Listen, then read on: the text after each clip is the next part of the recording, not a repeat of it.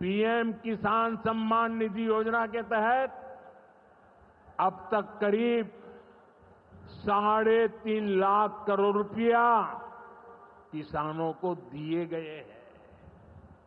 यहां अकेले मोतीहारी में ही 5 लाख से ज्यादा किसानों को 1,500 करोड़ रुपए से ज्यादा मिले हैं।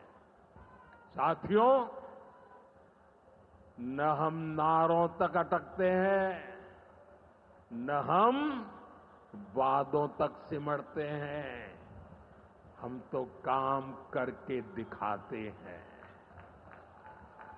जब हम कहते हैं कि हम पिछड़ों, अति पिछड़ों के लिए निरंतर काम कर रहे हैं, तो ये हमारी नीतियों में भी, निर्णयों में भी नजर आता है।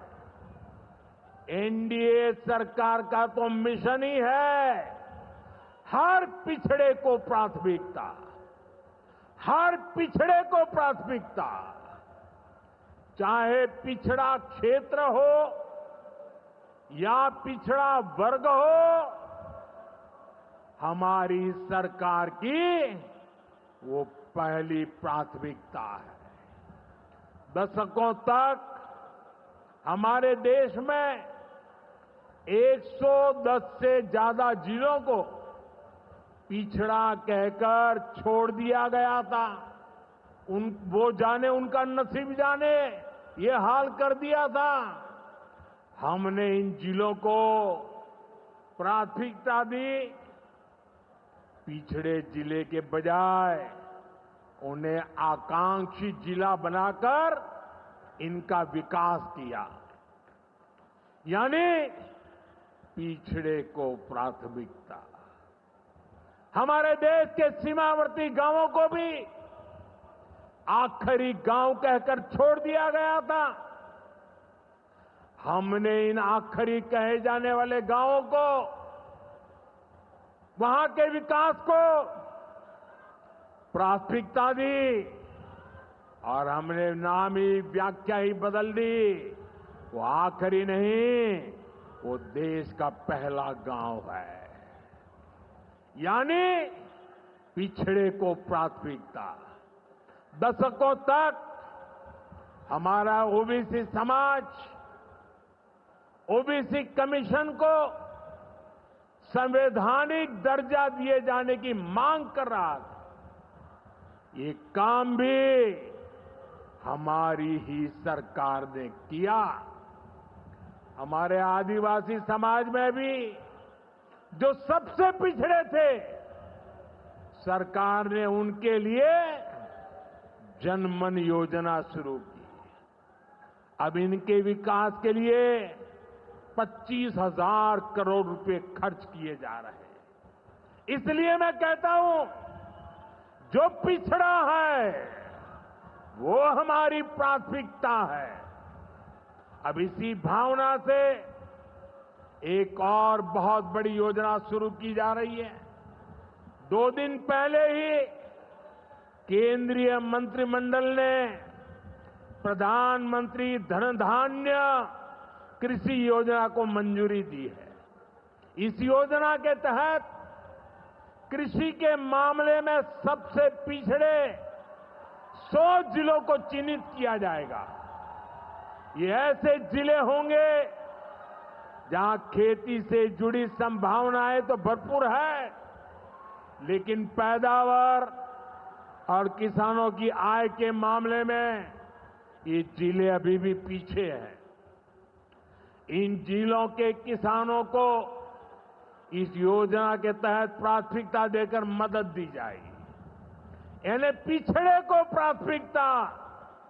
इसका सीधा लाभ देश के करीब 2.25 करोड़ किसानों को होगा और इसमें बहुत बड़ी संख्या मेरे बिहार के किसान भाई बहनों के रहने वाली है।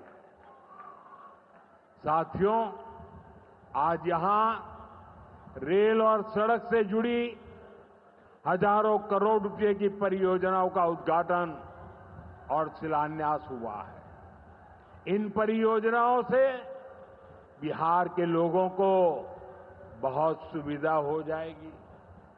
देश के अलग अलग रूट पर अमृत भारत एक्सप्रेस को हरी झंडी दिखाई गई है। मोतिहारी बापू धाम से दिल्ली आनंद विहार तक भी अब सीधे अमृत भारत एक्सप्रेस चलेगी। मोतिहारी रेलवे स्टेशन भी अब नए रूप में नई सुविधाओं के साथ तैयार हो रहा है। दरभंगा नरकटियागंज रेल लाइन का दोहरीकरण होने से यह रूट पर यात्रियों को बहुत सुविधा हो जाएगी। साथियों, चंपारण की धरती का जुड़ाव हमारी आस्था और संस्कृति से भी है। राम जानकी पथ मोतिहारी के 70 घाट, केसरिया, चकिया, मधुबन से होकर गुजरने वाला है।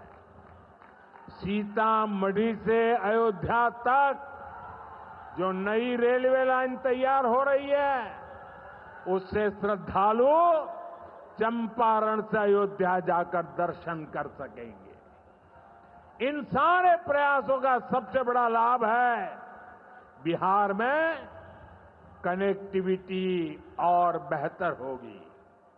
यहां रोजगार के नए अवसर भी तैयार होंगे। साथियों, कांग्रेस और आरजेडी गरीबों, दलितों, पिछड़ों और आदिवासियों के नाम पर राजनीति करते आए हैं, लेकिन बराबरी का अधिकार तो दूर, ये परिवार से बाहर के लोगों को सम्मान तक नहीं देते। इन लोगों का अहंकार आज पूरा बिहार देख रहा है। हमें बिहार को इनकी बुरी नीयत से बचाकर रखना है। नीतीश जी की टीम ने, बीजेपी की टीम ने और पूरे एनडीए ने इतने वर्षों तक यहां मेहनत की है। श्री चंद्रमोहन राय जी जैसे विभूतियों ने हमें मार्गदर्शन दिया है। हमें मिलकर बिहार के विकास के इन प्रयासों को और गति देनी है। हमें मिलकर बिहार के सुनहरे भविष्य की ओर बढ़ना है। हमें संकल्प लेना है, बनाएंगे नया बिहार, फिर एक बार एनडीए सरकार। इसी के साथ मैं एक बार फिर आज की परियोजनाओं के लिए आपको बहुत बहुत बधाई देता हूं। मेरे साथ दोनों हाथ ऊपर करके पूरी ताकत से बोलिए, भारत माता की, भारत माता की।